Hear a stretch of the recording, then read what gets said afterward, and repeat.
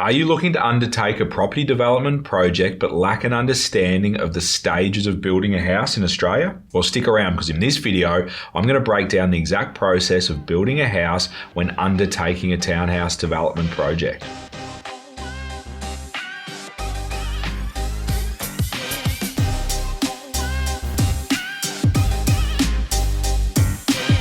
Let's get into it. Hey guys, Peter Kelly here from Little Fish Property Developments, helping you maximise the value of your land and generate wealth through low-risk residential development projects. We share everything you need to deliver successful projects time and time again. So if you're new around here, make sure you hit the subscribe button and turn the bell notifications on so you don't get left behind. When it comes to the building process, all builders will have specific building processes that they follow. For this video, we're going to share a generic house construction process from start to finish. The first step in the process requires your land surveyor to go out to the site and complete the site set out. The site set out essentially plots out the new dwellings on the site for the builder so they know where to build. Next, the builder arranges for the plumbers to set out the drains and excavate them accordingly. Once excavated, they will run the plumbing and the services that will be under the slab. Once the plumber is finished and all the in-ground plumbing is in place, the concreters will excavate the footings and prepare the formwork for the slab to be poured.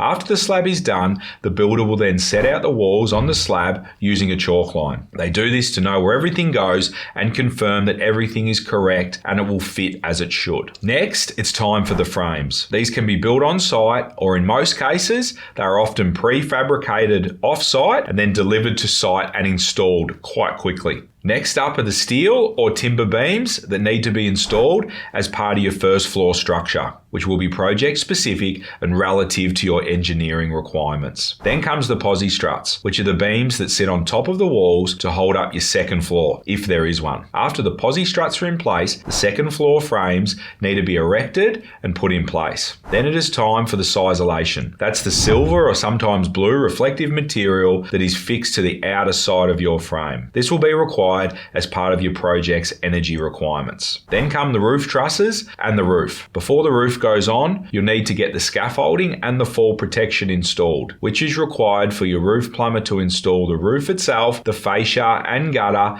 and connect all your downpipes safely. Next is your windows and door frames, which will be delivered and installed. The measurements for these will be taken off your plans and ordered right at the beginning of the project. Then it is time for your cladding. Firstly upstairs, so it can be completed and the scaffolding removed. Then it's the external cladding downstairs, including brickwork if there is any. Next come the internal services rough-in, such as electrical, plumbing, air conditioning, and any other services that may have been agreed to. It is at this point that the wall and ceiling insulation can go in. Then comes the wall coverings, such as plaster, tiles, and any other specified finishes. Once the wall coverings are in place, it's time to measure the joinery and get it sent off for manufacture. At this point, the painter can then do the first coat, so the carpenter can then get going on the fix. The fix is essentially when the carpenter hangs all the doors, fits all the handles, installs skirting and architraves. Once the carpenter has completed the fix, the painter will then follow behind and complete the painting. Following the carpenter and the painter, it is then time for the electrician to cut out and fit off all their lights, GPOs, data points, etc. Then it's time for the joinery and the stone to get installed, ready for the plumber to fit off all these wet areas.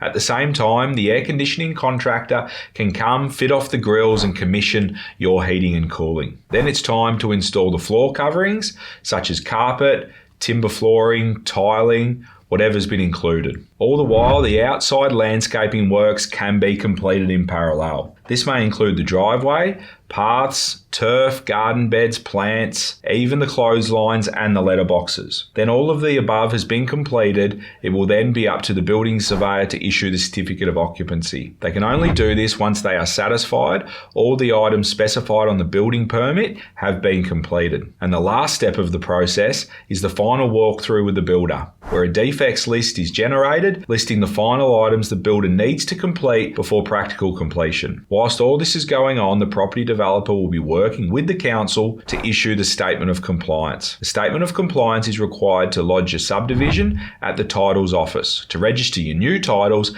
and ultimately settle on your sales with your buyers if you have made any off the plan sales. This ensures that you get to see your profit sooner and you can roll into your next project and keep growing your capital. It is important to note that you'll need to be working on your subdivision requirements throughout this entire process. The specific requirements will always be project specific, including but not limited to your power pits, NBN, your new water tap in, your landscaping requirements, and other crossovers if required, including replacing or fixing the footpath if this is required also. You will need your land surveying documentation in order also. All of these will need to be completed timely for the council to issue the statement of compliance for your development. That's it. That's a wrap, guys. Hopefully you're getting a ton of value from these training videos. We love making them, so if you have any questions or topics that you'd like us to tackle, drop them in the comments box below. And of course, if you haven't already subscribed, make sure you do and turn the bell notifications on so you don't get left behind. I'm Peter Kelly. Thanks for watching, and until next time, happy developing.